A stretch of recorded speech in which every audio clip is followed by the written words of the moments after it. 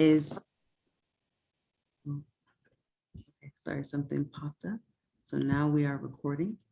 Okay, so the first thing that I'd like you all to do is on your first sheet of paper or on your one half of your paper, you're going to just, for the next 5 minutes, just draw shapes. I'm gonna play some music. I'm gonna share my screen so you guys can have some examples, but I really want you to be able to, on your own, draw different shapes. The only rule of the shape is that it has to be a closed shape. It can't just be a line. And however you want the shapes to interact with each other, it's fine. Just draw as many shapes as you can on that one half sheet of paper or the solid sheet of paper. And once I start the timer, then you can begin. I'm going to share my screen so that you guys can get an example. Just 1 second. And then I'll start the timer. So once you see the shapes on my screen, then go ahead and start. Don't start it. Let's just make it. All right.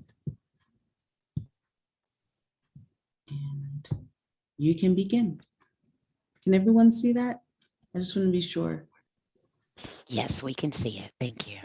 Thank you. Okay, so your time has begun. Remember, you have 5 minutes to draw as many shapes as you can, and the shape should be 2-dimensional, not 3-dimensional.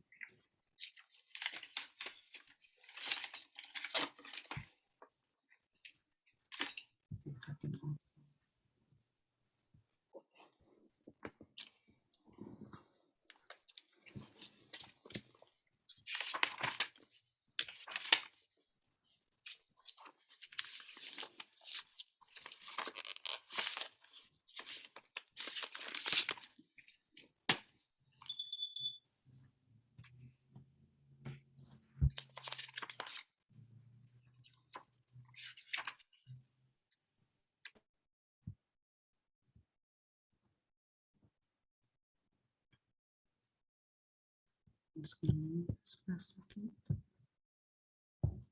1 second.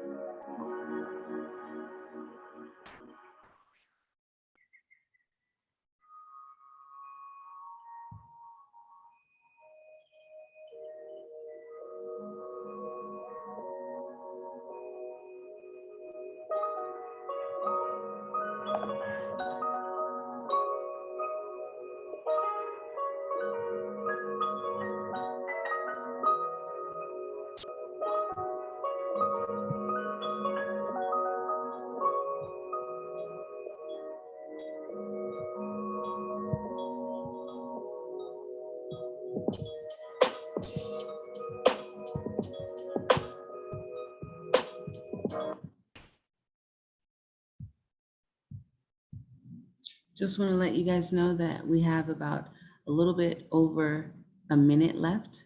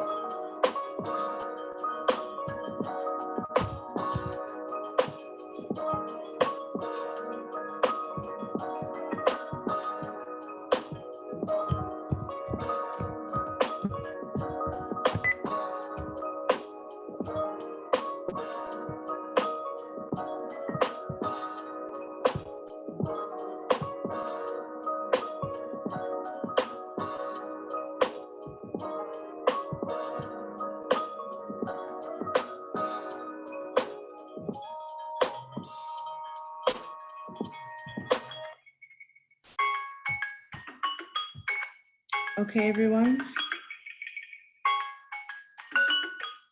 Oh, stop.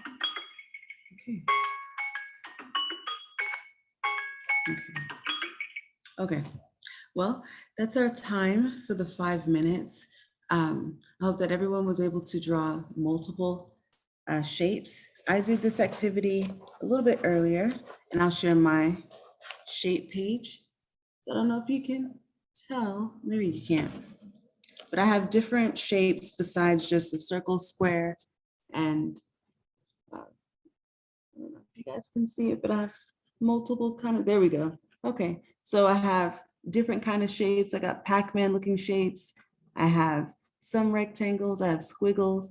I have all of these different kinds of shapes that just came to me. So what I'd like you guys to do, since I can see everyone's cameras, is just to hold up your page of shapes, just so that we can see just the variety if that you guys were all able to do. So I see some stars, I see hearts. That's great. Let me see what other shapes I can see. All right, I see some rectangles, I see some squares. All right, I see some diamonds. All right, stars again. Okay, great, you all did very well. What I'd like you guys also to think about is how you arranged these shapes. How are they in relation to each other? Did you overlap them? Are they spaced apart? Are they really nice and neat? These kind of things are also kind of ways that your personality is coming up. Are you a very organized person? Do you like a little bit of chaos? Do you like things to be a little bit random? You know, your personality kind of builds in everything that you touch, everything that you do. So being able to see a reflection of yourself, even in something as simple as this shape exercise that we're doing, is kind of profound, and it's empowering to see yourself in everything that you do. So the next thing that we're going to do, I think someone says, keep holding the pictures up. I'm sorry, can we do that one more time then? I think someone wants to take a picture. So let's all hold up our random shapes page. I got them, Kemi. Thank you. Oh, we got them. Okay, you're welcome. Okay, so Eva's got them. The next thing that we're going to do is another 5 minutes of drawing. But what I'd like you to do is look at the shape page that you created for a moment. Which shape kind of pulls at you the most? Maybe it's one that you drew the most. Maybe it's one that you drew the fewest numbers of times. Maybe it's one that you had a challenge with, or maybe it's one that you really felt it was easy for you to do. So just take a moment and look at your page, and just without trying to think about it really, just figure out which one, which shape kind of called to you the most. And then on your next page or the other half sheet, you're going to draw that shape over and over and over again. In whatever orientation you want, you're just going to focus on drawing that shape for the next 5 minutes. So don't start until I put up the shape page again and start the music. Okay. Let me just start the music first.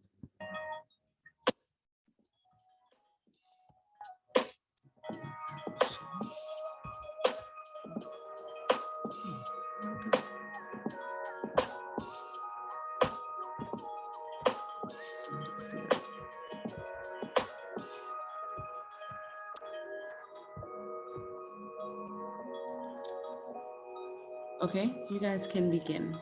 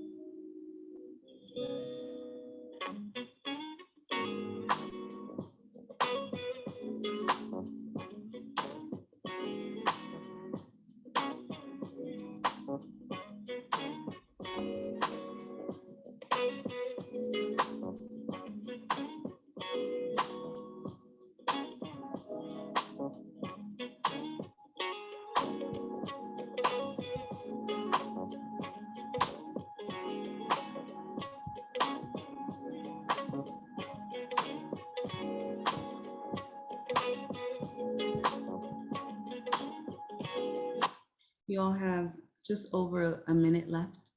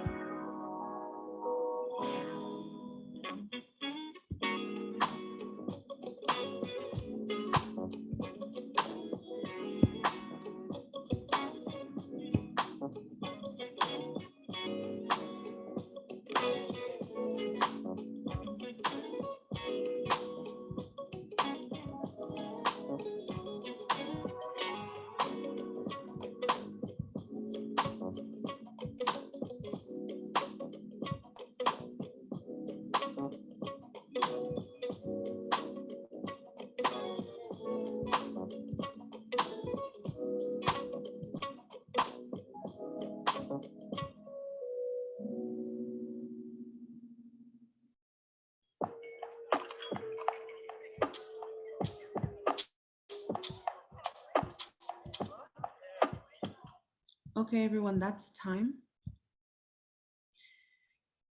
So with this section of our activity, I want everyone to kind of put up your shapes the way that we did with the last one. So just let's share what shape we chose. And oh, sorry, let me open that back up. Okay, I see some people chose triangles. Some people chose, I think someone chose hearts. Okay, circles, diamonds. Okay, great. Okay, some people even did 3D shapes. Okay, overlapping and very neat.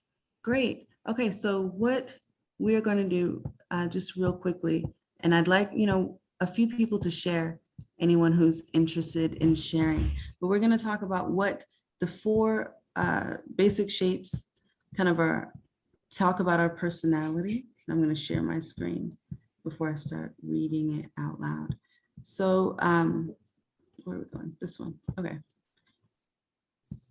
And share. Okay, I think we want to hold up the picture again.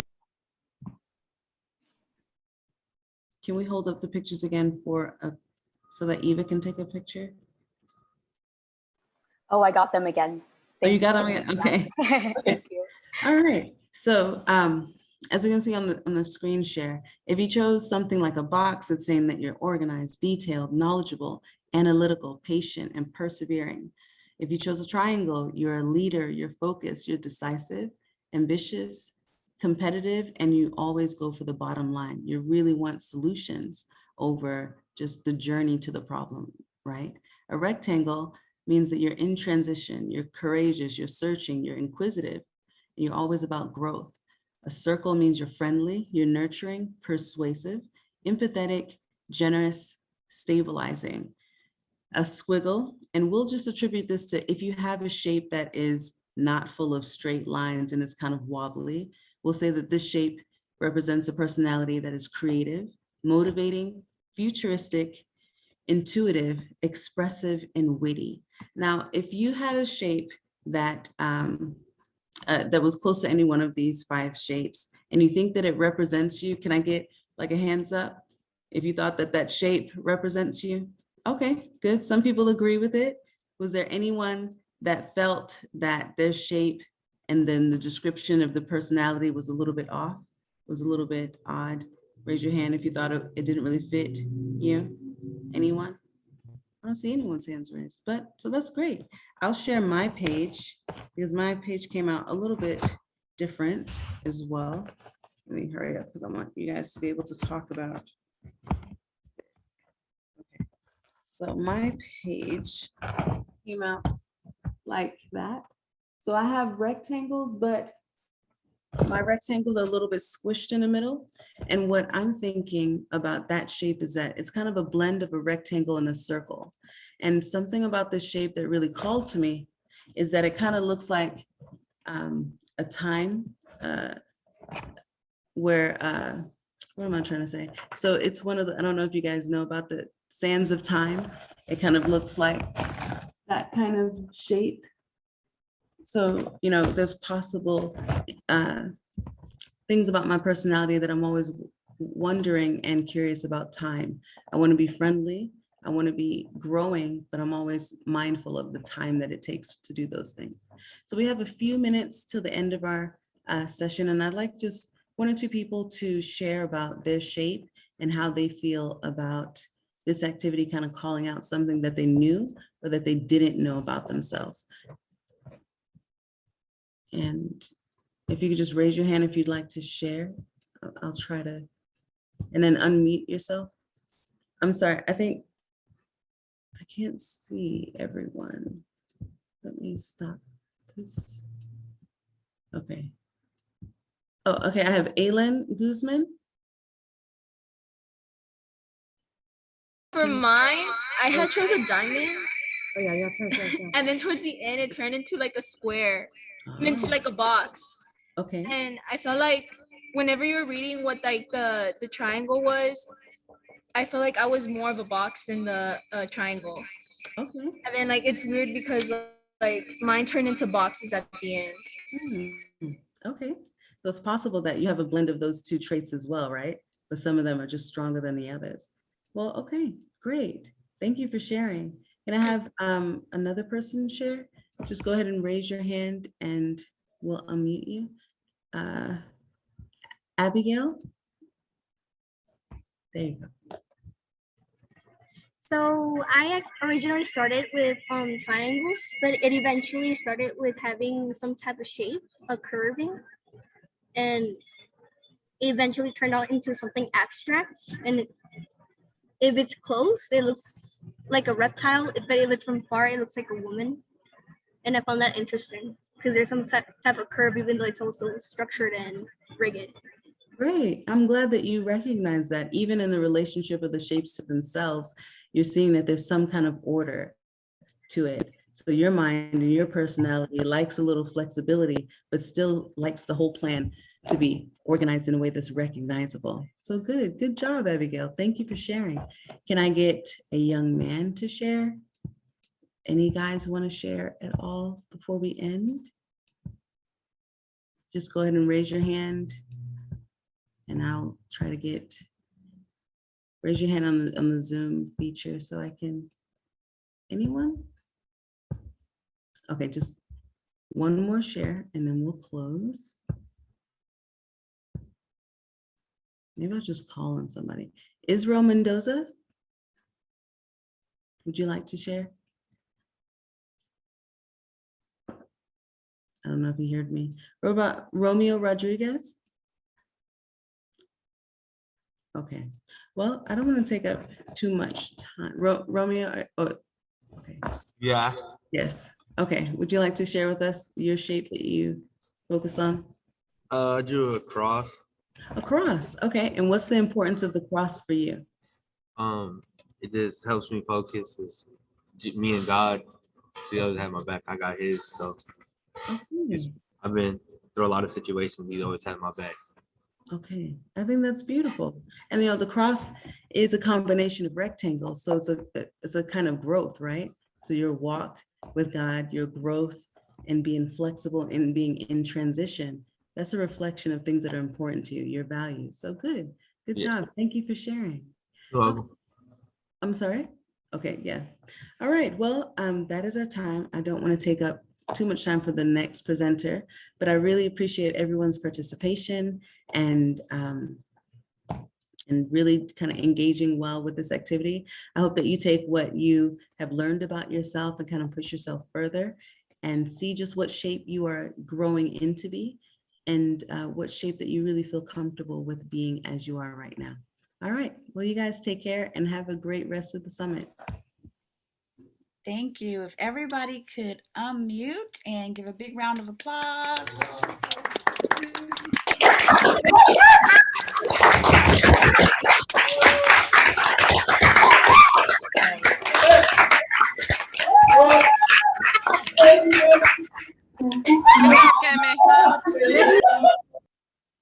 Okay, thank you all.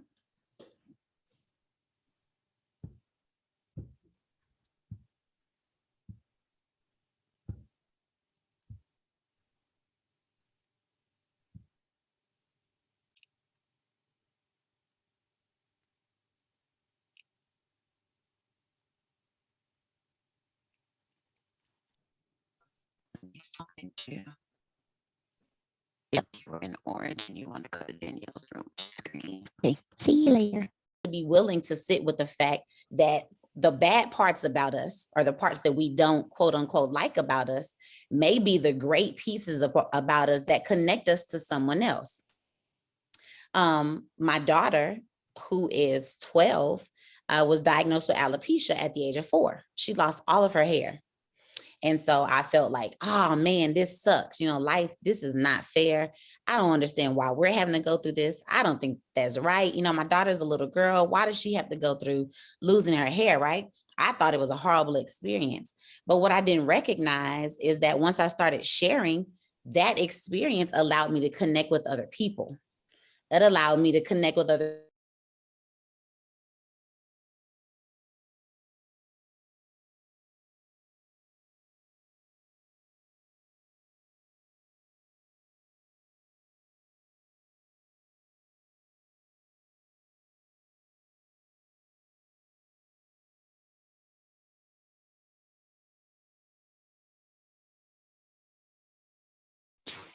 If you're still in this room, you should have a breakout room box or option. Click that and it will allow you to go into the specific breakout room that you've been assigned to.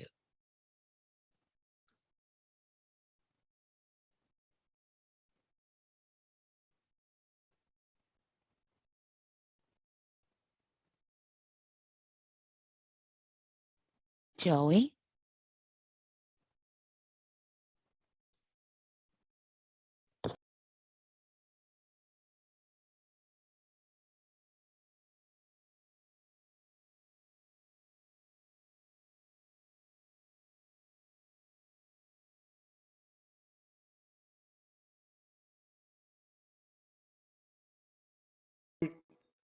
I'm gonna use y'all technology in this generation. Can we go to the reactions and give a thumbs up if we like amusement parks? So I got my thumbs up. There we go. I see thumbs up now, right? So let's use that as an example of what empowerment is. If we take you as chaperones to an amusement park and we just set you loose in the amusement park, that could be a recipe for trouble. If we take you to an amusement park and we give you some guidelines about how the park operates, where we need to meet in the event of an emergency, or where we meet for lunch, because I know y'all like to eat. I like to eat. So that's the first question I always ask, where's the food at, right? I have just empowered you to have a good time in that amusement park because you have a level of knowledge about the park and how you will conduct yourself in the park so that you don't run into trouble or danger, right?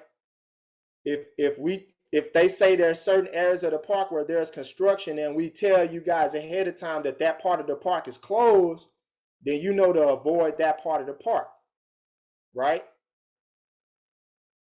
Does that make sense on describing empowerment, or do you need more? I see the thumbs up. The orange group is on fire. So let's talk more about that empowerment. What's an environment, because I want you guys to give me some feedback. What's one of those environments where you would like to see yourself empowered more? You can raise your hand and unmute and then give us some feedback on empowerment. I got some superstars here. They stepping up and raising their hand. I'm gonna keep calling on them if nobody else steps up. All right, well let's go with Jocelyn and Esteban again since they raised their hand. Or did I miss somebody? Lisa, Dr. Robinson, did I miss anybody? Clarissa has her hand up. All right, we'll go with Clarissa first, and then Jocelyn and Esteban will get to you second. Clarissa, your show.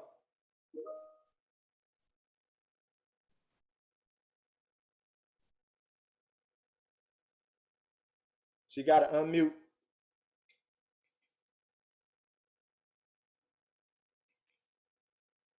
Well, we'll go with Esteban and Jocelyn until Clarissa unmutes. Hello? Oh, there we go. Okay. Go ahead, Clarissa. At school,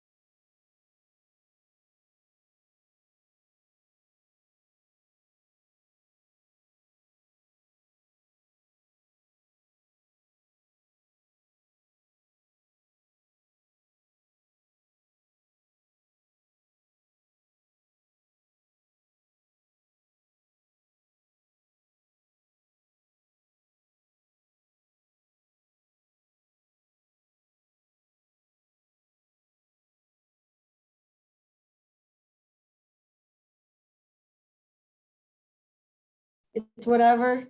If it's food and edible, I'll eat it. Yes. Yes, we have to splurge, right? We take care. We put in what's good for our body, and we also have a lot of fun too, okay? I go in my room, I lay down and cry. Yes, y'all, I hope you guys, crying is cathartic. I used to be afraid of my tears, but now I love crying, watching shows, baking. All right, okay, okay. So I have a question. What kind of resources do y'all have? What are some resources that you have right now in your life? What do you have and who do you have?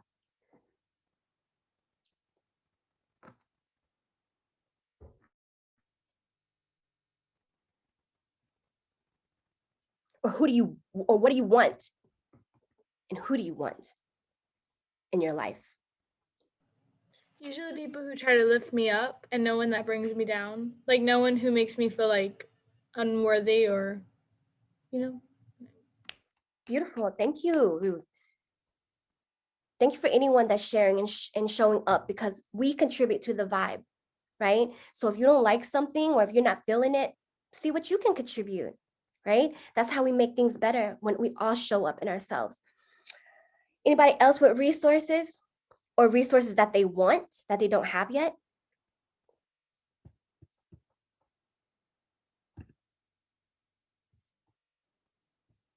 Got friends, mentor, family, okay?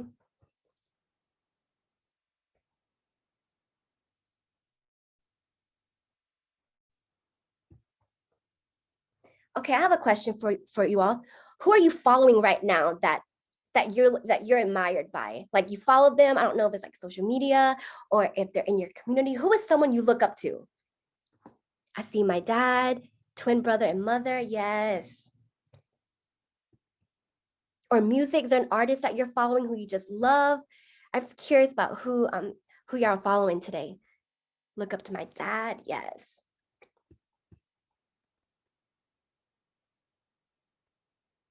Okay. I think that was Faith. Faith, you next. Go ahead, Jose.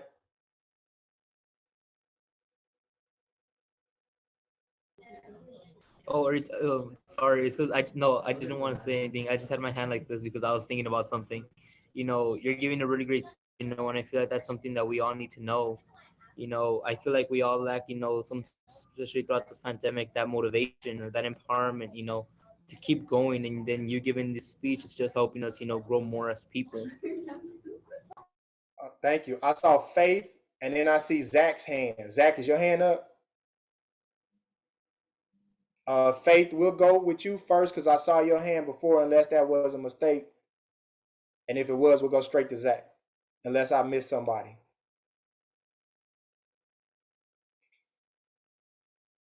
No, Faith? All right, Zach, go ahead. Awesome. I was just going to give a comment to everyone. So I had the opportunity to speak with Mr. Quincy before the summit even happened. And I just definitely want to say, Mr. Quincy, is it Mr. Quincy or Mr. Dunlap? Which one works best for you? You can call me Mr. Quincy or Mr. Dunlap. You choose. Okay. Well, then Mr. Quincy is just an amazing person. If you could leave some of your contact information in the chat, he's just an amazing resource, and he is just empowering.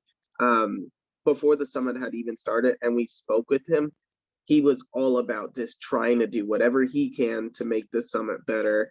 Whenever I spoke with him to get him speaking at the summit, he immediately just cut me off and immediately said yes, that he was gonna do it, and he wants to do whatever in his power to make the summit as best as he can. So again, I just wanted to thank you personally for coming out here all the way on the summit. It's truly amazing to have you here. We're going to do it again next year and do it big. We're going to do it big. Am I running up on time, Miss Lisa or Dr. Courtney? We've seen the 3-minute warning. Okay. So they'll move us out of here back to the other. So we have time for a few more questions.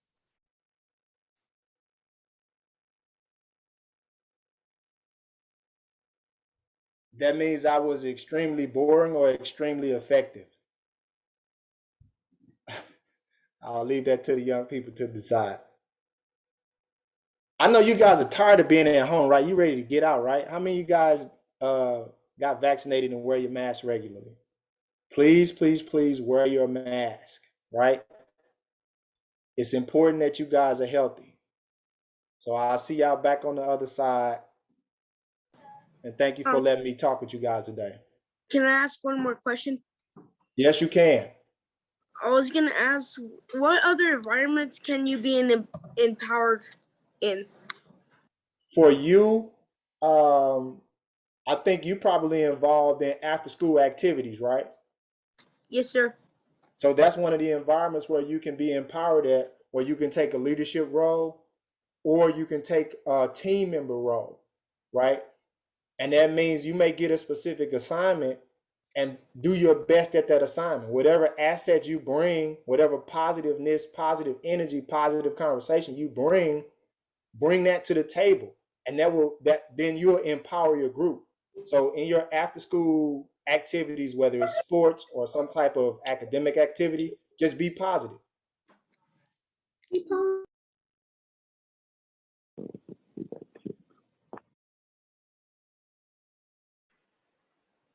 Dr. Nino, did you want to go ahead and finish your thought? I know you got cut off. Oh, yes.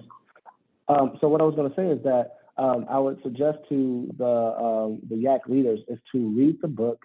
And what it does is it helps you to understand how to shift the way in which we engage in conversation with individuals who have a different perspective than ourselves, right? Because a lot of times we've been conditioned to approach things from a debate, which says, I'm right, you're wrong. And so I'm not trying to hear what you're saying. I'm just trying to prove you wrong and prove myself right.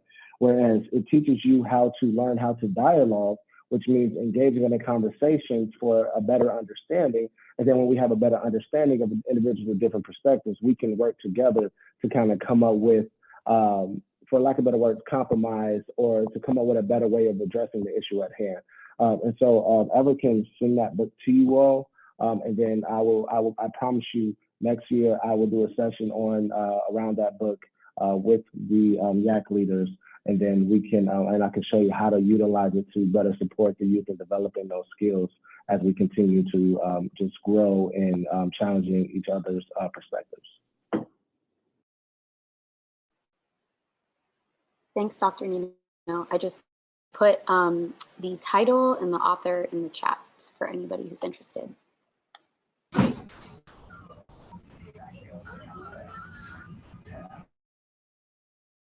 Alrighty, we are all back from break. From our breakout sessions. We want to thank our presenters. If we can bring them to the forefront, that would be awesome. Linson, Dr. Nino, Quincy, Miss Danielle.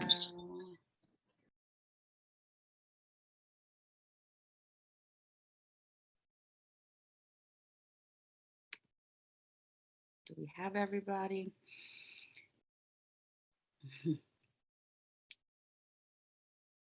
There you are. All righty.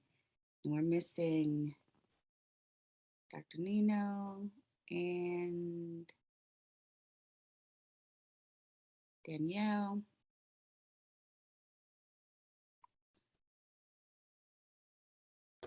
Dr. Nino's on the phone, so he'll just have to chat with us. Awesome. Yeah, I'm here. I can hear you all. Okay, if everybody can unmute and give our wonderful presenters a round of applause.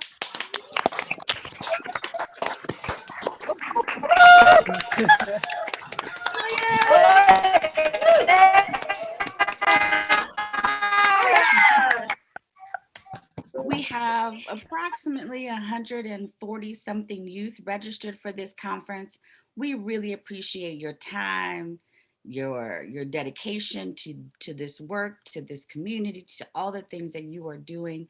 And as Mr. Dunlap often says, we appreciate your time, your talents, and your treasures. So thank you so much for being with us today.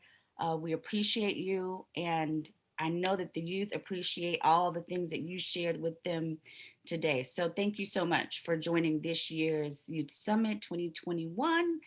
And we hope to see you maybe when we're in person next year. Thank you for the opportunity. Thank you. Thank you.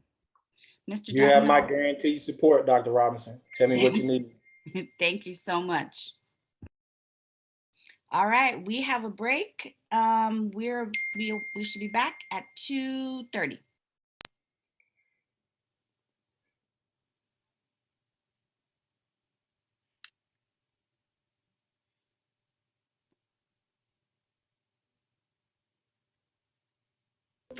I was walking through icy streams that took my breath away, moving slow.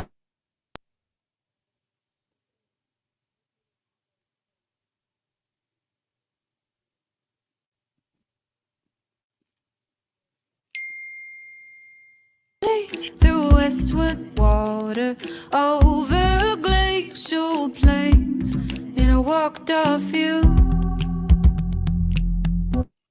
And I walked off an old me. Oh me, oh my, I thought it was a dream. So it seemed. And now breathe deep, I'm inhaling. You and others stare in between. Leave me be, I'm exhaling. You and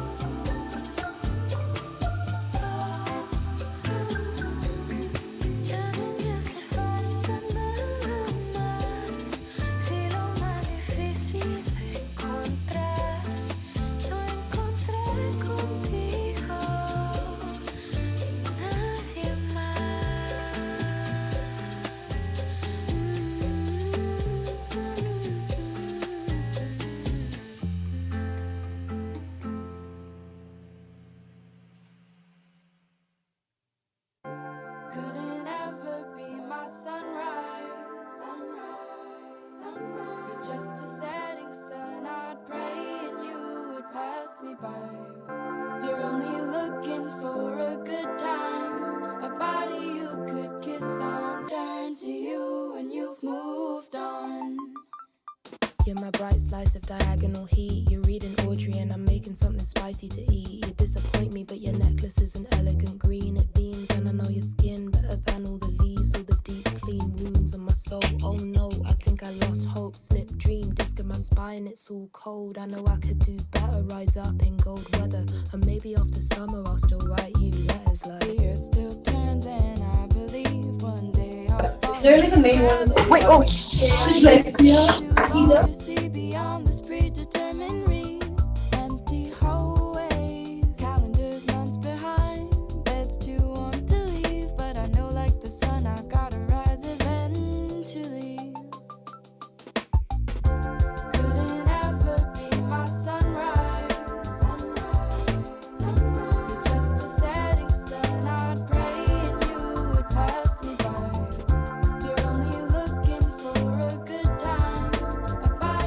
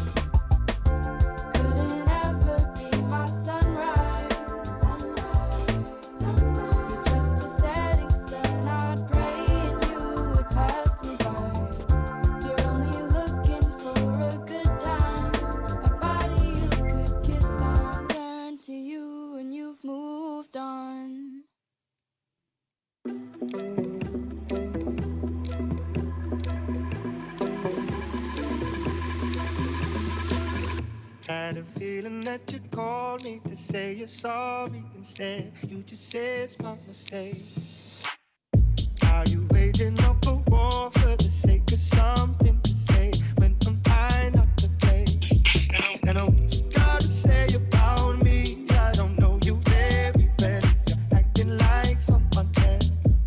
And I know what you gotta say about us. Don't you see this all leads to games? You should start someone else. And I know what you gotta say about us. Don't you see this all leads to games? You should start trusting me.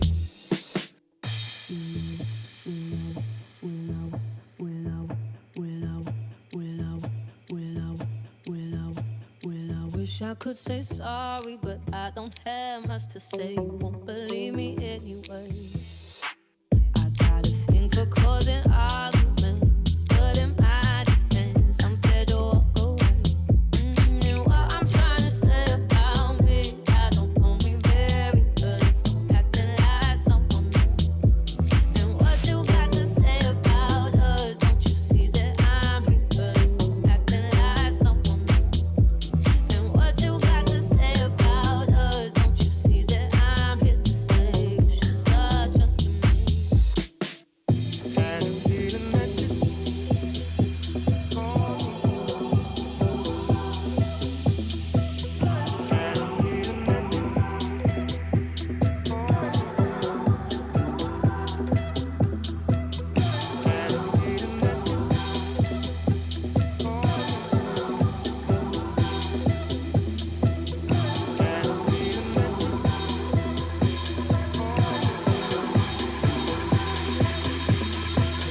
Well, I wish I could say sorry, but I don't have much to say. You won't believe me anyway. I got a thing for causing arguments, but in my defense, I'm scared. And what I'm trying to say about me, I don't know me very.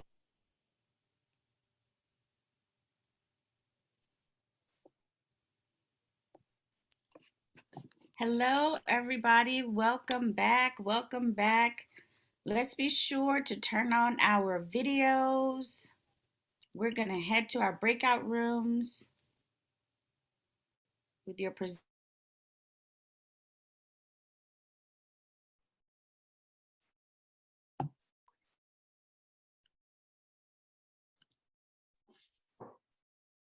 Welcome back, Orange Group.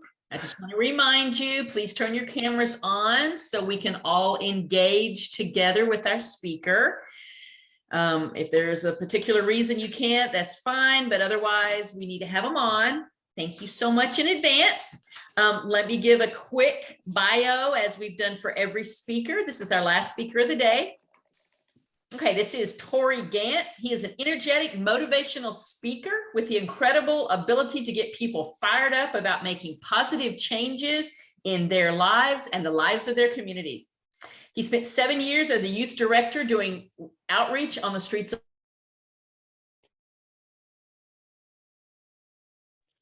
Brian?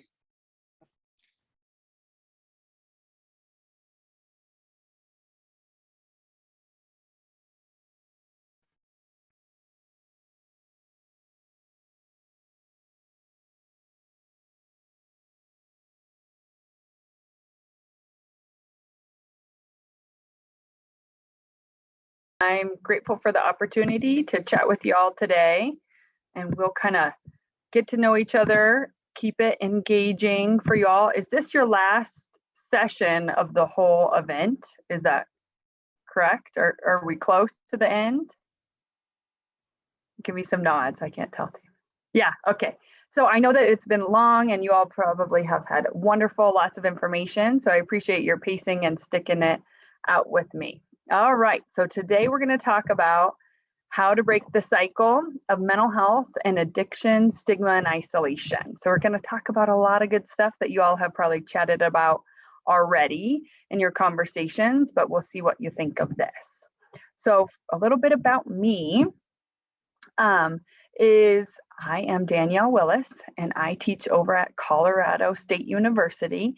That is how I know Gabriella and how she kindly invited me to the chat. My pronouns are she, her, and hers.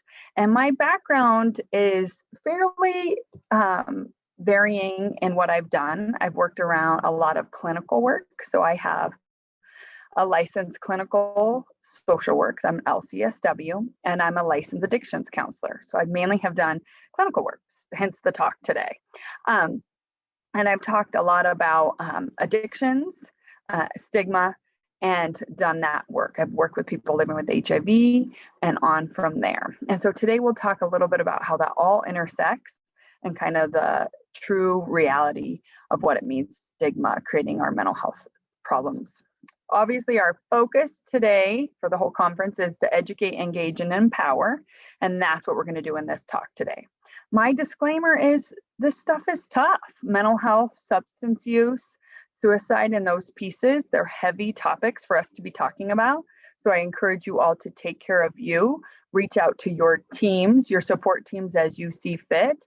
And we're going to keep it really informative and engaging, but at the same time, I always want you to know to reach out to your people because we all struggle and it is real.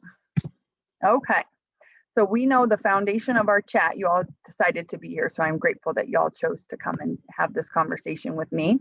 We're gonna have 30 minutes of me just a little oversharing of information and then 15 minutes of Q&A. I am gonna have a few things to put in chat if we're able or willing to do that. Are we able to do that, Gabriella? I think we can do chat, no chat? Yeah, no, you can. You can ask questions out loud and people can give feedback out loud, or they can write their responses in chat. Perfect. So I'll have a few in chat questions through the 30 minutes, and then we'll talk out loud or through chat, whatever y'all prefer, that last 15 minutes. So thank you for your connection to that. Today, we're going to talk about the factors that lead to this mental health and substance use, but mostly what I want to focus on is how do we be proactive? How do we be resilient? How do we be connected? How do we reduce our own isolation? How are we empowering ourselves to make the changes in our lives to not lose connection is ultimately the goal. So I will review a few things on those statistics, but mostly we're going to focus in the positive of what we can do to engage for ourselves and our communities. Okay, first things first are educate. So this is where we'll go a little over statistics, and then we'll move into, again, those positive things that we can do to make changes for ourselves. So for a little information, this is just a good graphic in the sense 1 in 4 of us are affected by mental health. And mental health is my choice of language, a little bit over mental illness. So we'll talk more about language in a bit. We know we have high suicide rates, right? We know there's lots of trauma, and people of color are less likely to have access care, which we're going to talk a lot about that as well. We know that these statistics are real. Y'all have seen this. So again, I'm not trying to overly bring it down in that sense, but just guide us through it. So 1 in 5 18 to 25-year-olds experience mental health in the past year, have experienced. And we could imagine with the pandemic, that's even different statistics today. So that'll be interesting as they update those. But approximately 1 in 5 youth age 13 to 18, that 20% experience more of that severe. We're going to talk about how we decide that and that it's not our place to label that. And then for children 8 to 15, estimated 13%, huge numbers as we know. This is our loss of connection. So in our talk today, this mental health piece, these statistics are kind of showing how we've lost connection, okay? So 50% of mental health disorders begin before the age 14, 75% before 25. So we're young when we're hurting, right? We're young, and you all know that. 8 out of 10 people with addictions start in their teen years, or I said 8, 9 out of 10 start in their teen years. And research shows on average age of first use is that 13 to 14. And if we can not use for 2 years after that, right, our likelihood of addiction is totally dramatically changed. So if you hear one point I'm making, our brains are so susceptible when we're young to use, right? we're not going to talk a lot about addiction today. It's mostly mental health, but hear me on that. It is very damaging for our brains. We know that in the research. If that's one of the educational tips you take away, is substances do harm our brains when we use young. All right, team.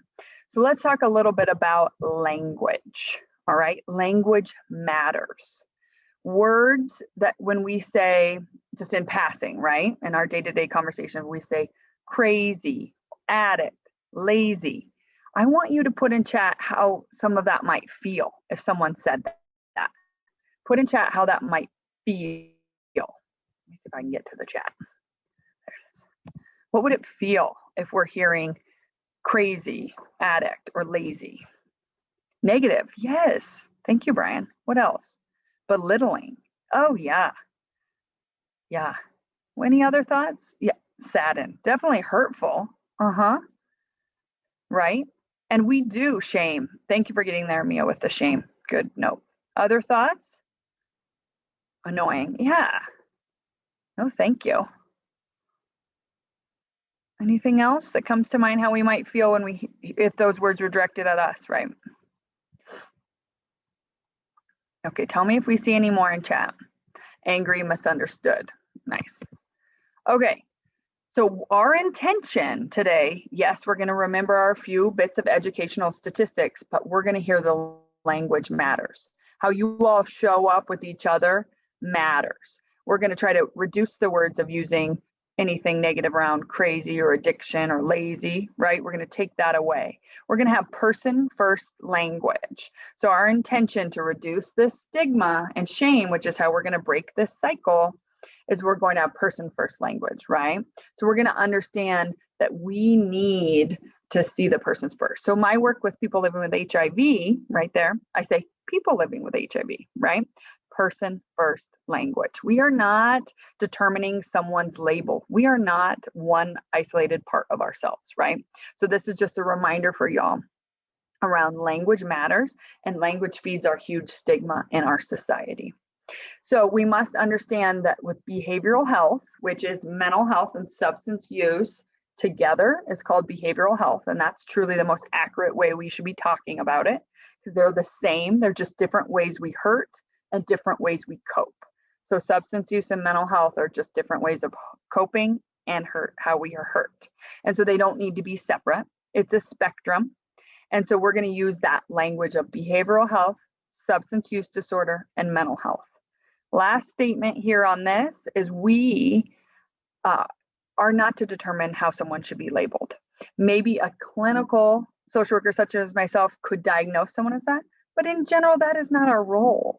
It's not our role to say where someone, if they have used once in their life, we don't get to define their use as their friend or as anyone just visiting with them, right? We don't get to define that for other people. That's for them and their therapist or their counselor to deem together. So it's really important that language matters. We don't get to decide that for anyone. And you'll see right here, substance use disorder. It used to be abuse. Again, that was defining for people what that looked like. Again, it's a spectrum of use. Okay, with all that in mind, we are remembering that we are trying to address stigma, right? And this isolation. And in order to do that and heal the hurt in our world, we have to have empathy. So I'm going to play this 2-minute clip. I'm hoping I can get it to share. I'm going to have to go out. Hold on one second, team. You know, it's always a little bit of technology. So let me share that clip with you. It's worth the wait. I tell you this. Okay. Give me 1 second to get it to open and then I'll reshare it. Here we are. Okay. Thank you for your patience. I need a little music to go.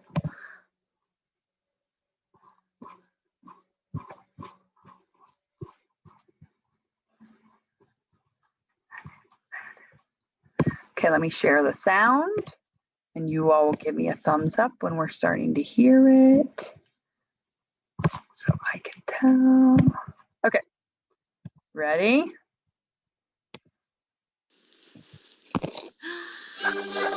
Hear it?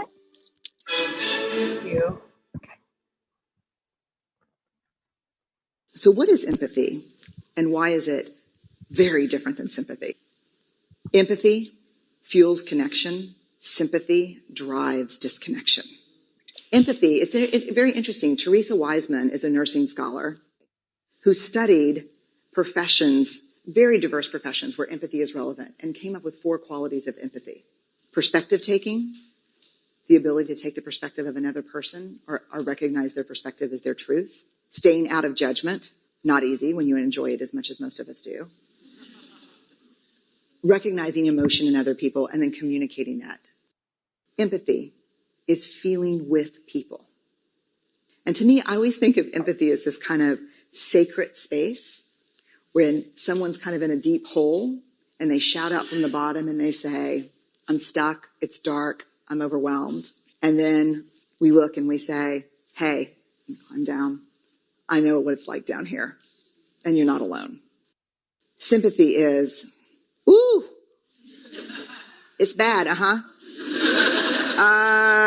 no, you want a sandwich? Empathy is a choice, and it's a vulnerable choice, because in order to connect with you, I have to connect with something in myself that knows that feeling. Rarely, if ever, does an empathic response begin with at least. Yeah. And we do it all the time, because you know what? Someone just shared something with us that's incredibly painful, and we're trying to silver lining it. I don't think that's a verb, but I'm using it as one. We're trying to put the silver lining around it. So I had a miscarriage. Oh, at least you know you can get pregnant. I think my marriage is falling apart. At least you have a marriage. John's getting kicked out of school. At least Sarah is an A student.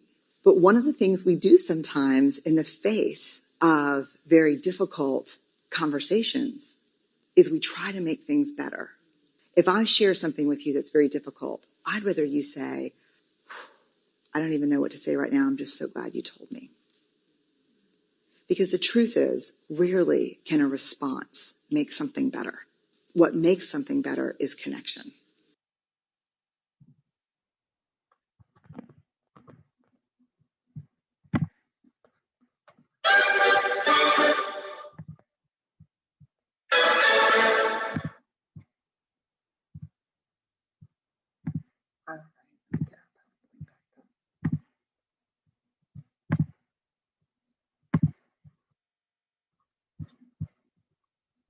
So empathy is the key, right?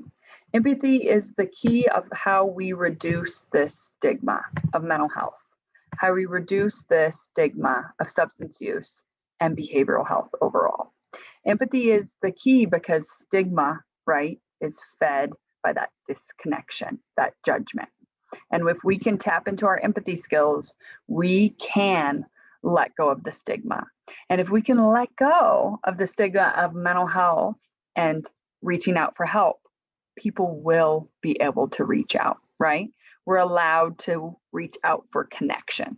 We're allowed to say we need people, because that is the opposite of disconnection, okay? So the effects of stigma are really those risk factors, right, that put us in isolation, that put us alone in mental health, right? We're unable to get support in those places, right? When we are feeling that we have reduced, when we are feeling stigma, to be clear, we have reduced hope, we have lower self-esteem, we have increased psychiatric symptoms, so like our depression or our anxiety. We have difficulty with our social relationships, reduced likelihood of staying in treatment or connected, more difficult in school work, right? And so to understand stigma, our society, there's systemic institutional stigma that happens, like just the fact that crazy is an okay word for us to talk about. That might be it. That we kind of ground our youth. We let the youth take over and like kind of think of things that remind them of who they are. And they came up with the saying, know your roots, know yourself. So knowing your roots by resisting systems of oppression, white supremacy, capitalism, patriarchy, and by knowing your roots and who you are, if you know your origin and understand your identity, then you will come to see how our histories and our fight for liberation is connected. Our stories intersect cross and are tied into each other. We will continue to speak our truth. We will stand in solidarity while we work towards our collective freedom. And this is all from the SEAC Village Youth, and they came up with this as a way of like kind of processing the information that they've learned and like wording it in their own way. This is all from youth, and I can't even like name who it is because this has been passed on for the time that I've been at SEAC, which is only 2 to 3 years, but I love this and I wanted to share it with y'all. And if it's helpful to ground and it's simple to share and have everybody be on the same page, then. But yeah, anybody can be creative with your acronyms, your poetry, your art. And then same thing with intersectionality, I've defined it, and then I have check-in questions to like kind of begin that conversation. And I feel like with intersectionality, you can do so many things. You could literally create charts that help youth kind of identify what these pieces and parts are in their learning process. And have the youth understand that we have multiple identities that intersect and cross. And one of the tools that I have, this is just another like way of youth to be able to like understand, because we all have different ways of learning and taking in material.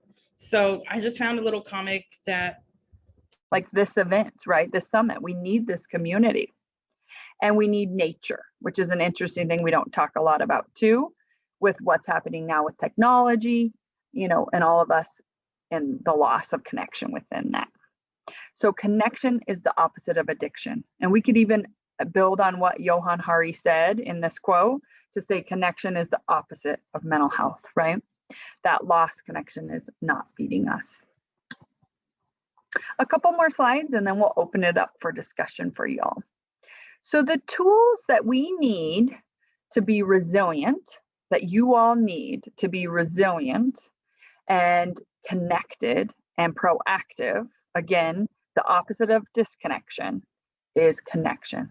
And we want to find that and be resilient and proactive and have protective factors in our life. So we are going to dig into 3 pillars. So we think about it as like how a house is built on the foundation, there's pillars that come up, right? And for you to build your foundation of success, of connection, you're going to have 3 pillars. And the pillars are based in optimism, mastery, and collaboration. So in optimism, the idea is you all are choosing to see the good in today, this moment, what's happening. We're choosing our best to find the good. And I know you all might have an opinion about, I'm not optimistic, I'm pessimistic, or no, wait, I'm a realist, right? And it's not about our temperament per se, what I'm talking about. It's the skill of the choice to choose to see the good. It's not about the glass half full or all of that jazz. It's about choosing to see what's working in that moment. Even if something has gone awry, we're finding the good. I learned something, right, from it. Then we're having mastery. We're having the knowledge, we're having the education, like from this event. You all now have more statistics on mental health, more understanding around addictions, right? That mastery, that knowledge is empowering. So we have to have a choice to see the good, the optimism. We have to have the knowledge to do the next step. And then we have to have each other, right? That's the final and honestly, probably the most important pillar. We have to have collaboration. And so we're going to see this as breaking the cycle and the stigma of mental health. We're going to do this through resiliency, through these 3 pillars. And here's going to dig into that a little bit more. So in order to break that, we're going to have our protective factors for behavioral health are rooted in connection. And much of this slide is from the book Lost Connection by Johann Hari around mental health, depression, and anxiety, mostly in our country. And so what we're saying, which you might pull out a piece of paper, would be my recommendation. And you're going to have 1, 2, 3, 4, 5, 6 points on your paper, 6 bullets. Okay. Roll with me. You're rolling with me. You have a piece of paper. We're writing our 6 bullets. I know, no fun, but this is the only way this stuff resonates with us, right? It's the only way we can take it away. And if you need to type it on your phone or you have a different way of noting it, please do it your way. I respect that. But we're going to write this down. So how we're going to be resilient to mental health addictions is to build these 6 components. So the first one is find your people in your community, like this event, right? Find your people. That can look like a lot. So I'm going to have you write down people, community, whatever word you want to write. And underneath it, I want you to pick one way that you're going to do that. How do you do it, or are you going to do it? I'm fine with either. How are you going to find your people to be successful, right? Okay, I'll give you a minute to write down how you're going to find your resilience through finding your people. That could be soccer, that could be a club that you're in, that could be this community, people that you're meeting here at this summit. It can be anything you can think of, okay? The next one, what you're going to do for us, again, to be resilient to mental health substance use, we're going to reduce our time alone, our time in isolation. Isolation is very dangerous, especially in our youth, right? As we're developing and growing, we need our people. We need to talk. So reducing our isolation. So I want you to write down reduce time alone or isolated. And I want you to write underneath that one way that you're going to do that. Like, how are you going to reduce your isolation? And that could be getting outside, you know, from this, even being on Zoom here is tough, right? But how can you get out and do something? How can you see a neighbor, see a friend, reach out even by phone, anything? How are you going to reduce your isolation? It can be little or big. Then, how are you going to find meaning in your schoolwork, work, honestly, whatever suits you? How are you going to find meaning in what you're doing, right? Even in this event that you all have been part of, what is the meaning? How do we find that purpose? We must have that. How are you going to connect to your values and find what guides you? Okay. So for me, a good example, I think this is hard. I think honestly, like, what are my values? I don't know. I'm still figuring all that out. And for me, I'm a social worker, as I said, and we have a code of ethics, right? We have a document that kind of guides things that we do. Those are my values. They guide me all of the time. They don't just guide me at work. They guide me in life. Some of y'all might say, like, kindness might be your value, right? Or how you treat others might be a value. Maybe your school code or different things that you've agreed upon with different groups you've worked with. That might be your values, and you can intertwine those in your life.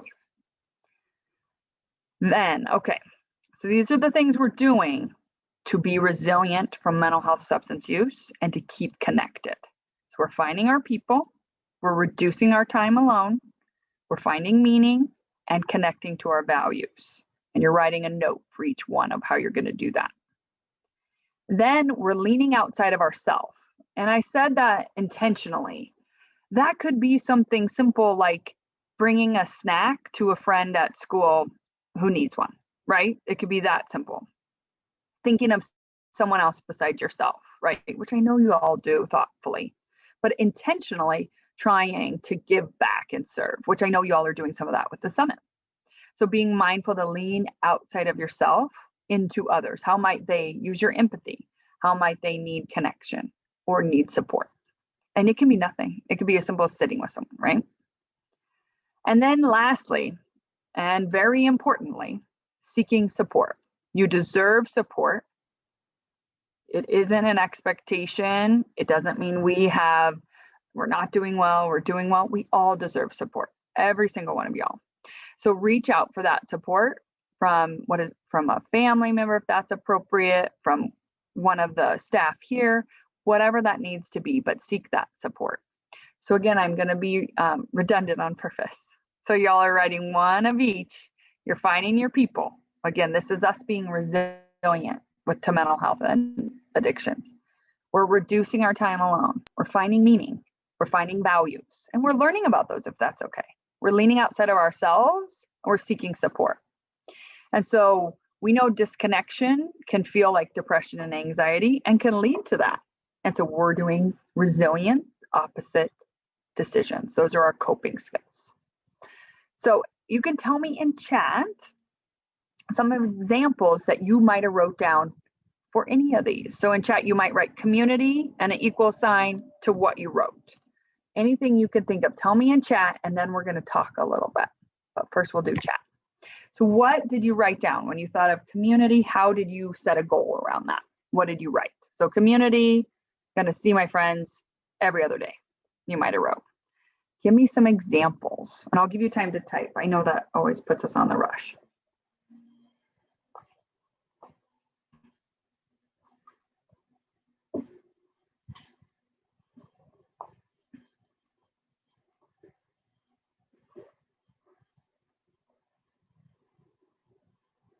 Anything you can think of.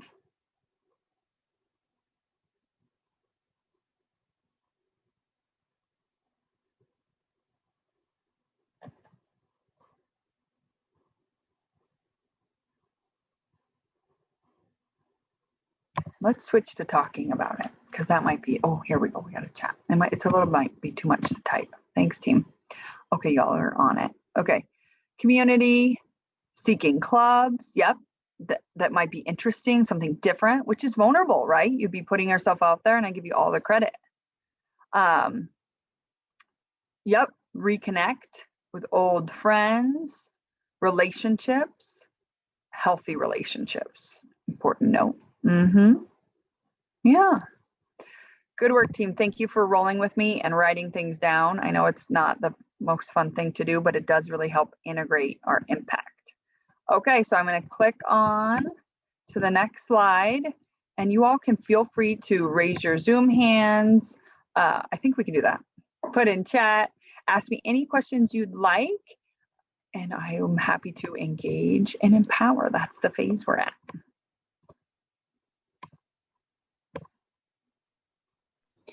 I have a question. So when someone is faced with stigma, when someone is like being approached and they can tell that someone is projecting stigma onto them or putting them kind of in a square box, how would you encourage one to advocate for themselves or how to respond to that? Because I feel like advocacy also plays a really big part in mental health. Yes, thank you, Gabriella. I think that it takes a lot of courage to say, oh no, I'm more than just that category, or I'm more than that, you know, and that is a very simple, you can kind of smile, do a little, I know, that's kind of my angle, is to say, no, thank you. But I say it in a way like, I'm more than that, and just move on, or that doesn't define me, or that's just part of me. Those are kind of the ways we break stigma. But I know how hard that is to do when you're in the moment and you're directly affected. You all might see it happen around you too, where your friends will be saying things like, well, he's just crazy. No, we're not going to say that. He's more than that. That word isn't kind. You can think of your different ways that might be your style to break stigma with language, right? No, basically saying no, thank you, but you can do it empathetically. You can do it kind, right? Is that helpful, Gabriella? Did I get there? Yeah, it sounds like you're saying that a way to approach it is to, one, maybe not take it on and recognize that it's not necessarily about you. It's probably something within them that's making you say that. And also to just kind of like walk away, just be like, you know what? I don't really need that. So that's really a hard thing to do, I feel, because it's easy to have like a knee-jerk reaction and to want to kind of put someone in their place. And I guess it just really kind of depends on the circumstance too. Yeah. And I would say, like, it's easy to blame people, right, for saying stigmatizing things. But at the same time, like we talked about the systemic stigma, this isn't necessarily one person's doing. It's how we've been raised, how we were taught, how we were shown. And so we can kindly say, no, thank you, without kind of targeting that individual, right? Because hurt people hurt. And if we're hurting, even to break stigma, it doesn't work, right? So we can do it in a loving, kind way. All right, I have another chat here. Yes, this is definitely where empathy comes in. Good.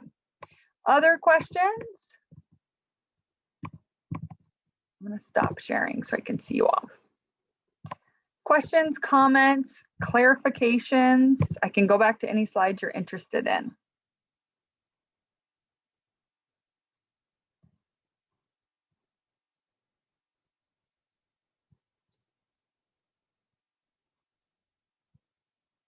What will stick with you the most from the talk? You can put that in chat or tell me out loud. What will stick with you the most?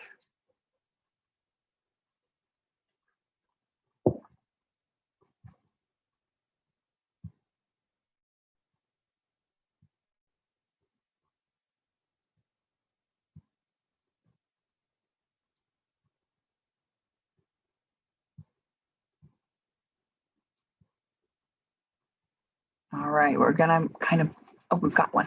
Y'all are kind. Okay. What made me want to get into counseling addiction? Oh, that's a good question. I didn't intentionally, I would say. I got into my work, and I've always said my work has happened happenstance and for all the best reasons possible. So I have been able to have the privilege of learning from the people I serve. And so I started working with people living with HIV, and that led me to my addictions work. It wasn't necessarily an intentional direct connection, which I think is always kind of fun to see how life guides you. But then it's become my passion and really my deep understanding as how do we reduce harm, right? How do we reduce harm in the world in any ways that we cope, anything that we can do to better serve.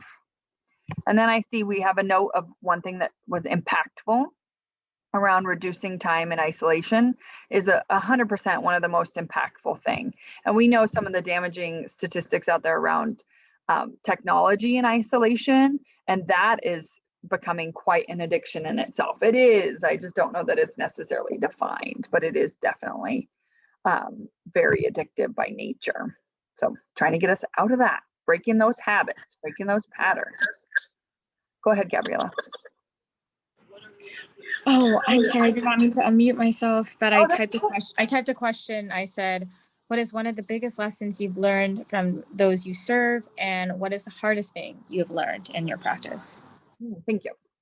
One of the biggest lessons that I've learned is that when people are struggling, they are stigmatized. They are often isolated. People don't understand. People have a lot of judgments or opinions like you should pull yourself up by your bootstraps, or you should take care of yourself better, or you should have more access to resources. You're just not doing it, like a lot of this judgment talk. And I believe that, you know, we're doing the best that we can. I believe in the good, right? And that we all need support, and we can't just stand in a corner alone and pull ourselves up by our bootstraps. That isn't effective at all. We need community. We need each other to be able to do that. That's one of my big lessons. And that I've learned a lot from working with addictions and people struggling. And then a lesson I've learned from those I serve,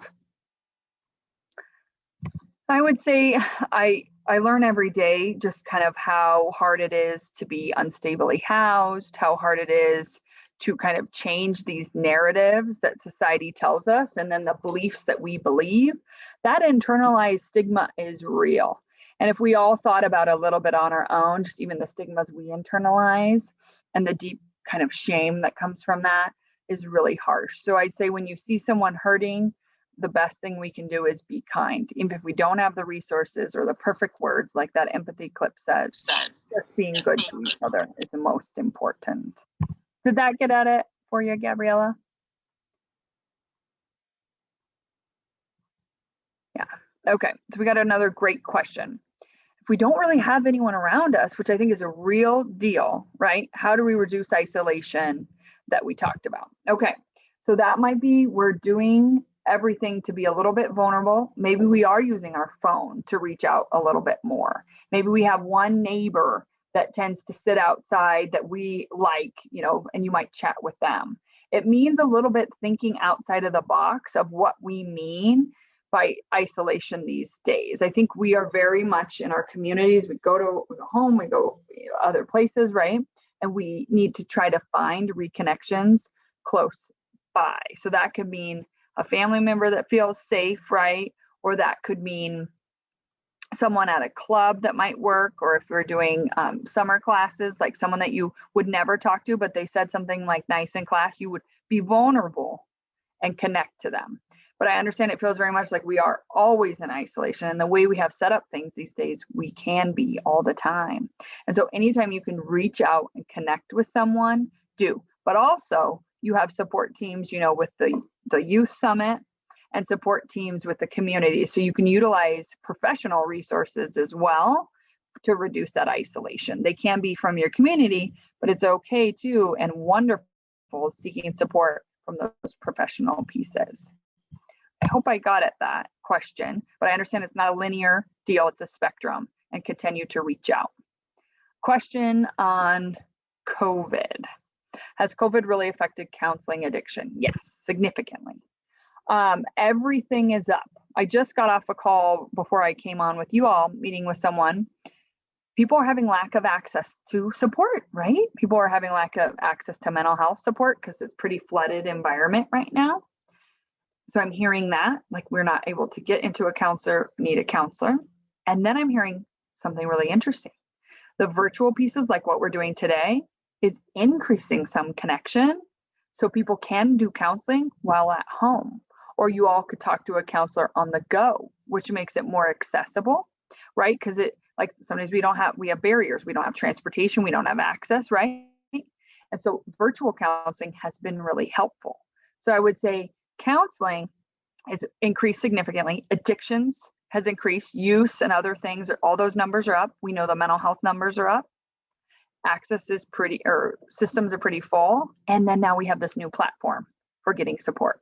So I encourage you all, if you were like, I would never do talk to a counselor over Zoom or something like that. I really think it is not what we think that it is. It is connection, it is community, and we'll do anything to reduce our isolation, even if we have to tap into that technology. Great questions. I hope I got at it. Clarify if I didn't, team. And give me, I think we have time for one more question or comment. Gabriella, sorry. Oh, I was gonna say, if anyone, I have a really quick one, and then I think we have maybe, because we end up 3:15, so we have a couple of minutes for more.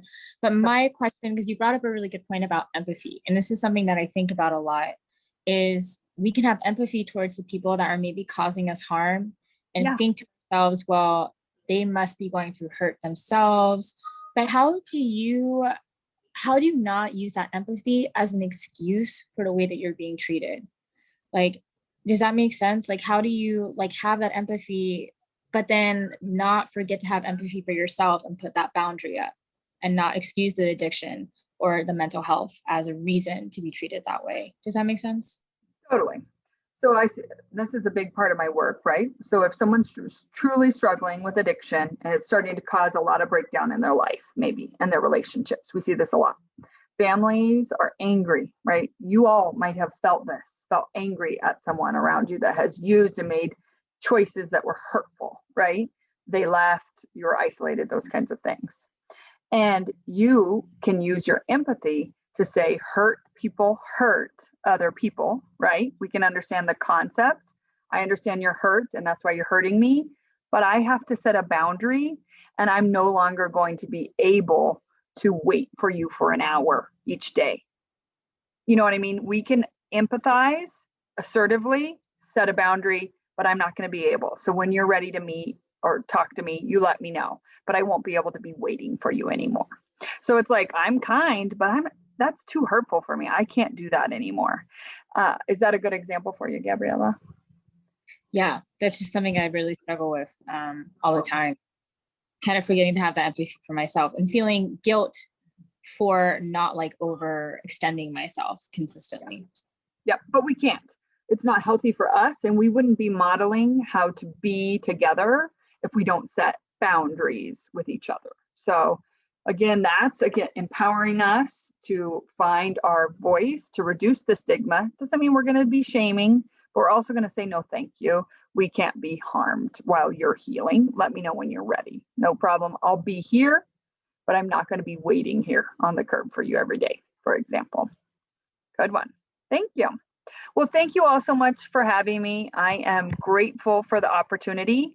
In chat right now, I'm going to put my email.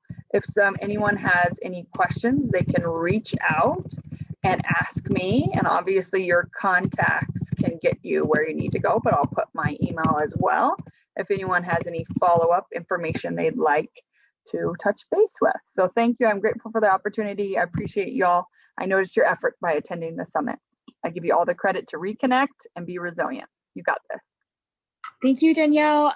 Eva, would you mind taking screenshots of photos and letting us know when you're done, please? Yes, let me put us in gallery mode. Okay, if everybody could turn on their cameras, I'm gonna take 2 pictures because we have 2 pages. Okay, keep those smiles going. Hold on. Okay, 1, 2. Thanks, guys. Thanks, guys. Thank you, everyone. Please say thank you to Miss Danielle. Thank you so much. Thank you. Thank you. Take good care Let's of all you. go back to the main room. Danielle, if you don't mind going back to the main room for 1 second, because I think we'll all say thank you there too. So.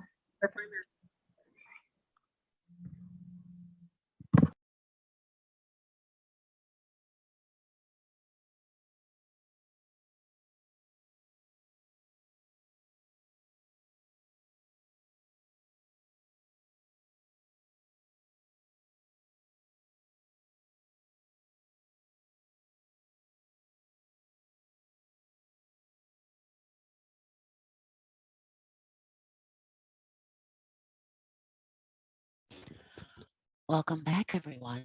Just give us a few more minutes to close all the other rooms, and then we'll get started.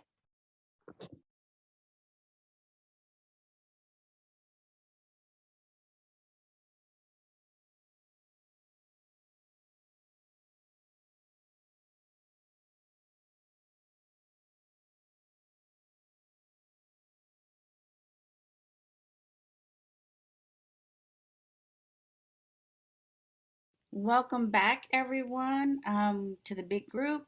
We want to take this time to recognize our speakers during this breakout session. Samantha and Sam. I see Samantha. I don't see Sam. Tori. Danielle Willis this time.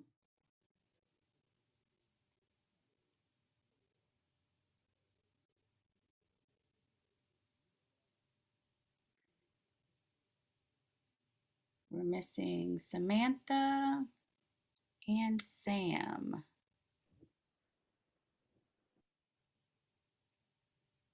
Where's Sam?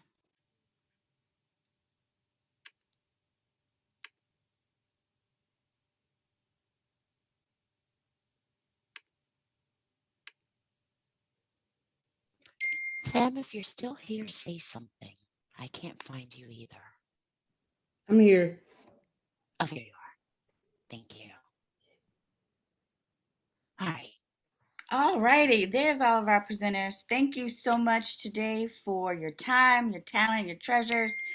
We appreciate you being here and just pouring what you have into these young people, young leaders, and our wonderful professionals. So thank you so, so much for being here. If everybody could unmute and Dogtown. round of applause. Dogtown. We hit Dogtown.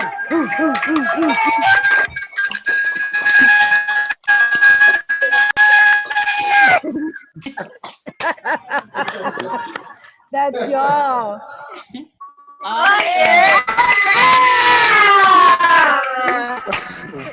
Thank you. Awesome. Thank you all so much for being with us today. We appreciate you. All right, you guys, we are going to transition into our closing activity.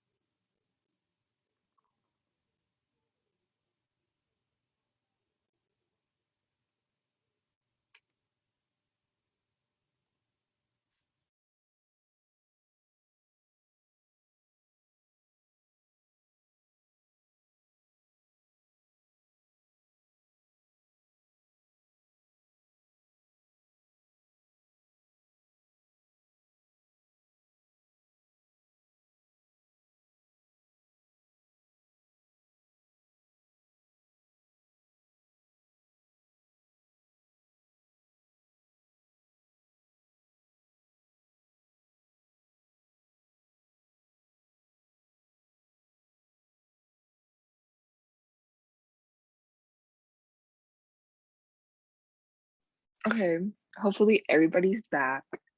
We're doing another closing icebreaker. I'm pretty sure you're so excited for it. Today we're doing a show and tell. I'm taking over for Ariel. So y'all can grab anything y'all want to show or tell. I'll give you like a couple of minutes since we don't have that much time. So grab anything that you want to show and tell.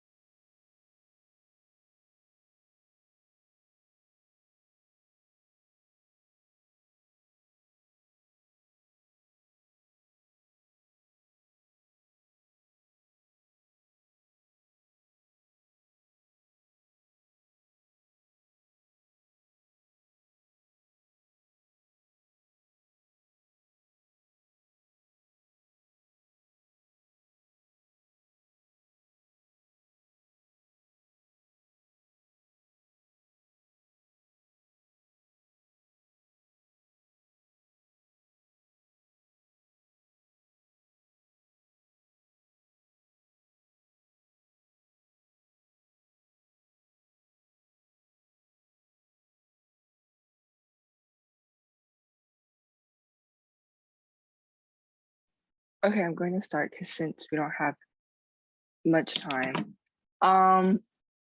Sorry.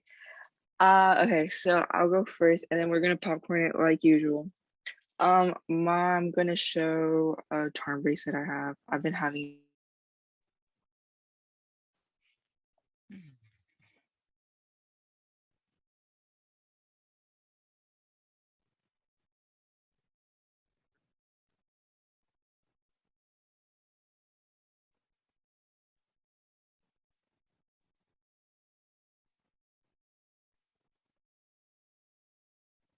item will be, let me get it out.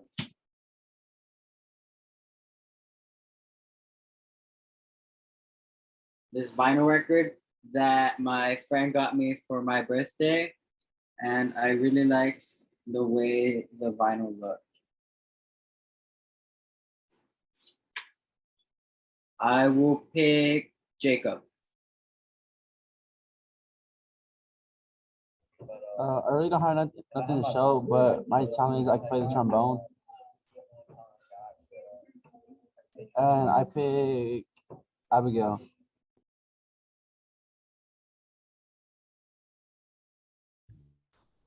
Wait, me? Oh, well, I really like reading, and that's something that I feel like I wasn't really able to do, during school because, I was really busy. But during the summer, started getting back into reading, and right now I'm reading Go Tell It on the Mountains by James Baldwin. So this is my item. I pick. Anybody else? I'll go. I have these coloring books. I didn't have to bring them from home because I carried them everywhere I go. Because I gave a group to some PTSD veterans, and it was an art group. And we just sat and colored, and I realized how relaxing it is. And that was 3 years ago. And ever since then, like when I'm on Zoom and people use fidgets, I just color. And it's so relaxing. Y'all should try it if you haven't. Okay. Anybody else? Thank you for sharing, Miss Marie and Trisha, and who else was it? Thank you guys for sharing. Anybody else have something they'd like to share? I have something to show and tell. Go ahead, Miss Samantha. Okay. Hi, everyone. I'm Sam. I use she, they pronouns. I have this little tote that I ordered from. So I am Hmong. That's my ethnicity. And this is a little tote bag that shows, let me see if I could like take off the background so y'all can see it.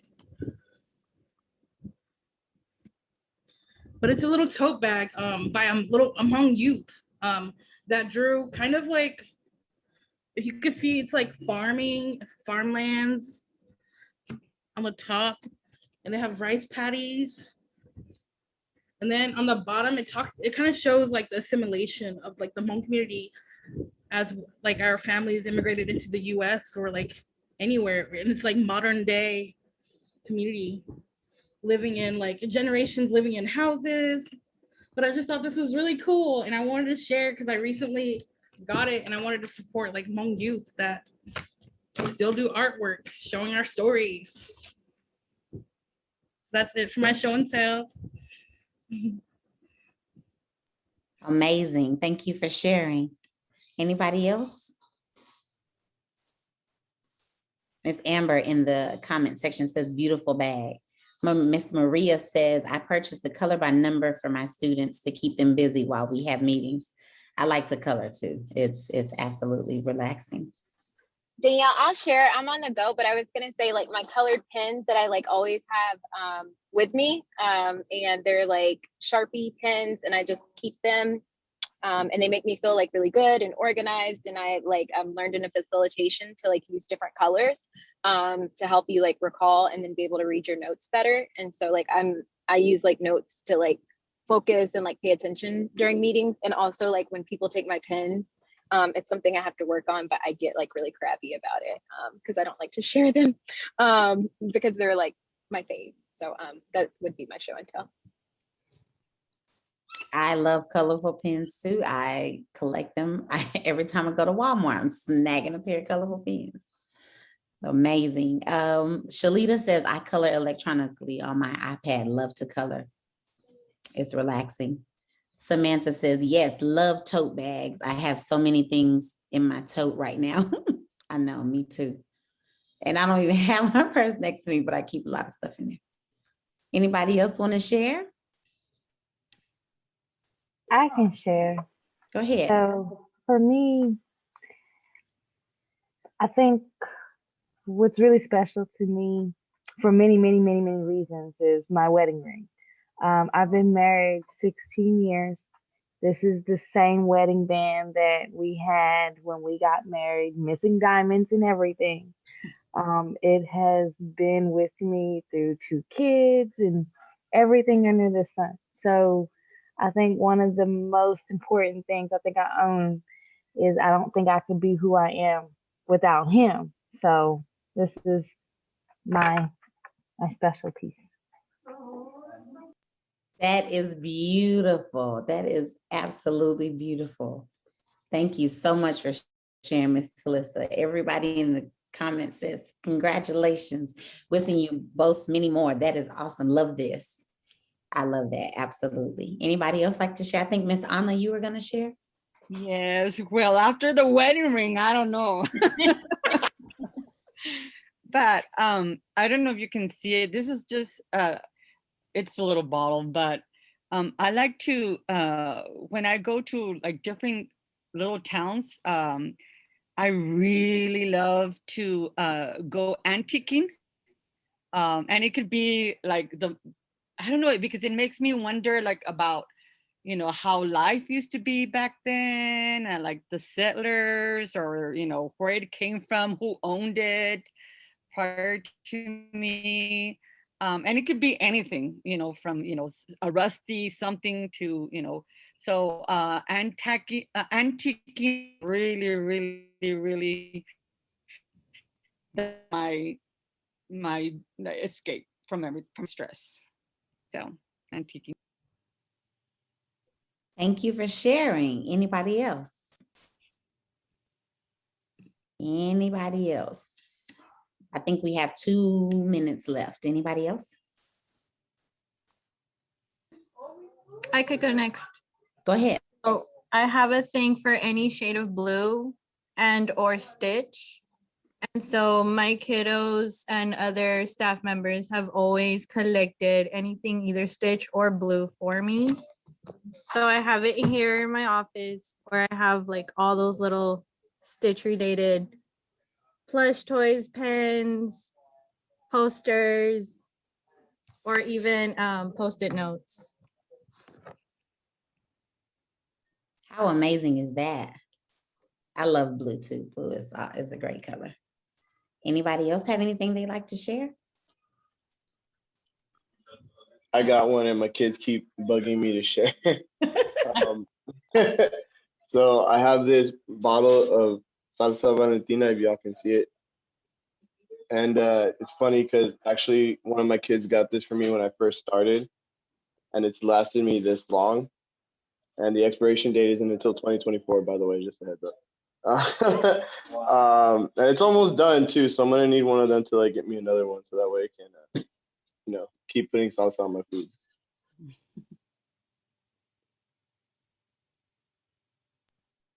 Keisha says all great things that you shared. Samantha says hot sauce for life. Yes, I like hot sauce. I guess I'll share. For me, at this moment, it's my hair. I am very particular about my hair. Very particular about my hair. I had braids yesterday, but my hair has shown me patience through this pandemic. It's shown me to be patient with myself, not to be so hard on myself, and to just let things grow, let things process. So for me, that's my show and tell is my hair. Anybody else have anything else? Come on, red. Yes, Miss Anna, you like my red hair? Yes, thank you. Anybody else have anything else that they like to share? Samantha, thank you. That's such a beautiful and intimate connection. I love that. Thank you. Thank you, Ms. Marie, too. Y'all like my hair? Oh, see, I put on today, y'all. I put myself together today, okay? Yes, I love the red hair and the eyelashes, man. I came to Youth Summit today, okay? I came to show up. You guys are amazing. You have anything else you'd like to share? I know, Rocio, I'll put my glasses back on tomorrow. I got a different pair for y'all tomorrow, though. We gonna see. Anybody else like to share? Anything. Thank you, Miss Keisha. Yes. It's been amazing being with you guys today. Again, I'll see you tomorrow.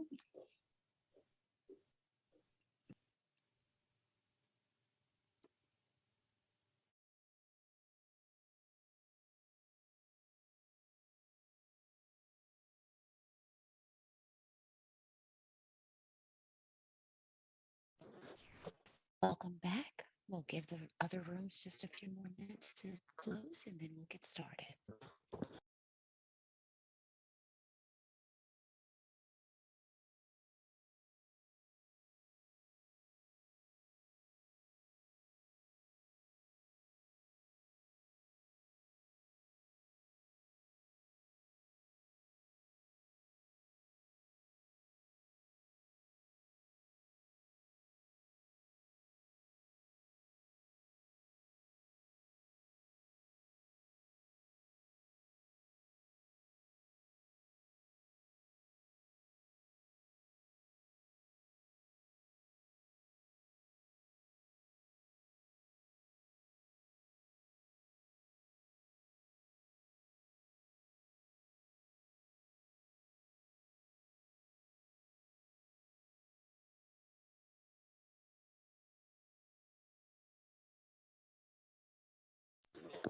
Alrighty, we're good to go.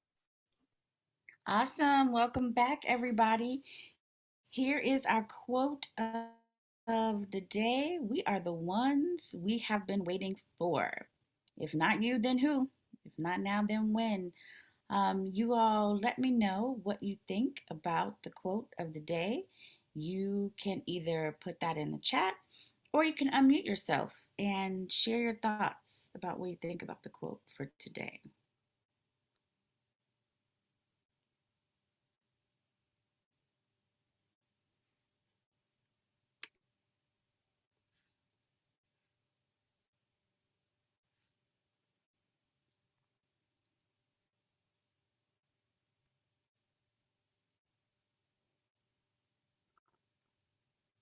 Comforting.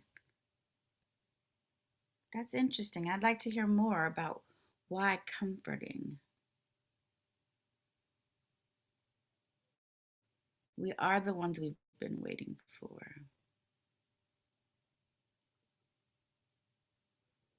You're not just the future, you're the present. So the present and the future. You determine your path.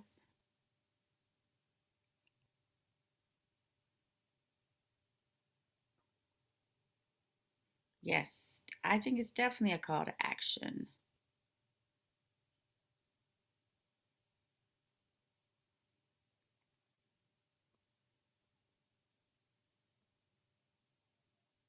Absolutely. Breaking past. Yes. We are the change. Absolutely.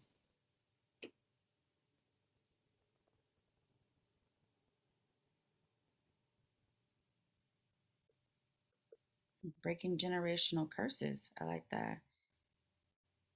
Everyone's unique. Every person has a purpose. Absolutely. We are the initiative.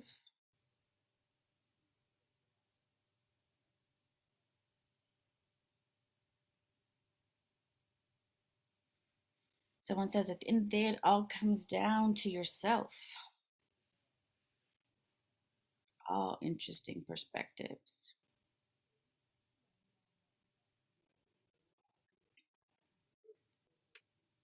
So, going forward, how will you empower yourself and others based on what you learned today?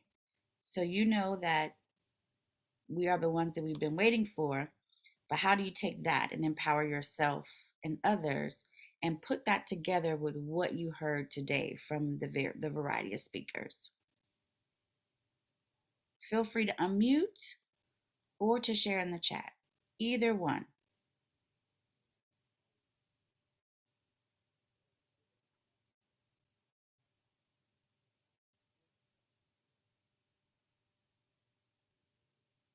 Absolutely, Miss Rocio.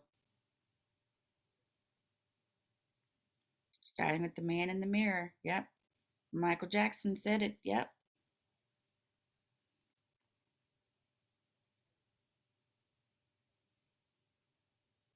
How will you empower yourself and others based on what you heard today, or what you experienced today, or what you felt today?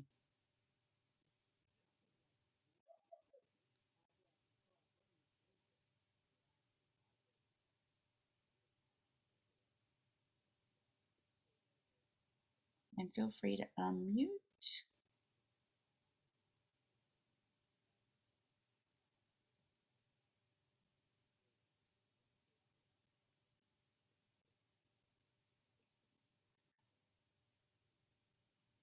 Self-care. Yep, I like that one. Yep. Do more. As a leader, I tend to take over a bit too much and need to learn to give others the chance to lead as well and support them. Nice. Do not shy. Do not stay in your comfort zone. Step outside the box to learn of other cultures. Absolutely. Meeting new people can help them and help you. It's never easy doing the work, but it's worth it. It's needed and necessary for our collective liberation. No matter how different we may be, we still have to respect and love each other. It starts by loving ourselves first.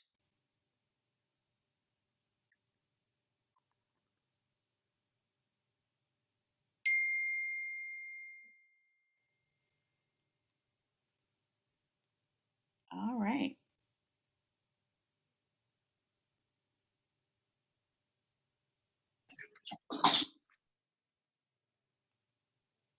I would personally try to question them on how they think others see them and then highlight their unique strengths using what I learned from Sam Davis and our show and tell. Awesome. Thank you, Robert.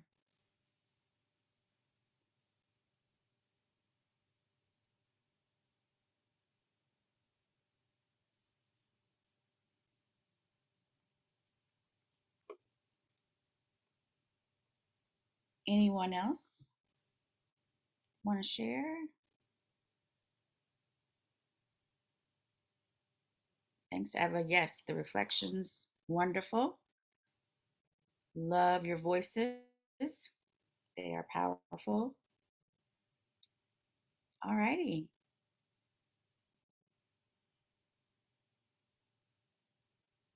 We are at the end of day 3. Please remember tomorrow we are wearing our Unmask Your Potential t-shirts. Everybody wear your shirts tomorrow. Let's show some spirit for our youth summit coming to an end tomorrow. It went by very quickly. We've had some great presenters. I've listened in on some of your sessions. You all have great comments and questions. It's been a great 3 days, and I'm looking forward to a very powerful 4th day. So don't forget to wear your t-shirts, and we'll see you all tomorrow at 9:45 a.m.